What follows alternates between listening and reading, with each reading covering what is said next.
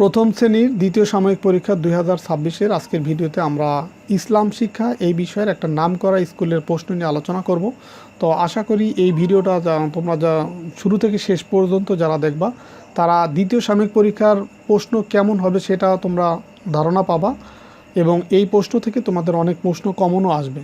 তো দেখো, এখানে পূর্ণ মান হচ্ছে 100 এবং এর জন্য তুমি সময় পাবা হচ্ছে 2 ঘন্টা। প্রথমে 1 নম্বর প্রশ্ন দেখো, কিছু শূন্যস্থান দেওয়া আছে, যেমন জবর হরফের ড্যাশ বসে, উপরে বসে, জের হরফের ড্যাশ বসে, তানবিন মোট ড্যাশটি, আরবিতে 2 জবর 2 জের 2 পেশকে ড্যাশ বলে, সাওম শব্দের অর্থ হলো ড্যাশ। তো এখানে শূন্যস্থানগুলো পূরণ করবা।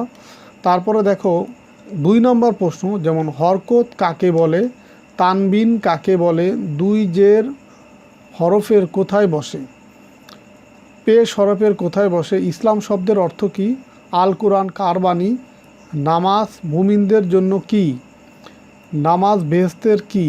তারপর দেখো সাওম শব্দের অর্থ কী, কোন মাসে রোজা রাখা ফরজ, মুসলমানদের ধর্মগ্রন্থের নাম কি।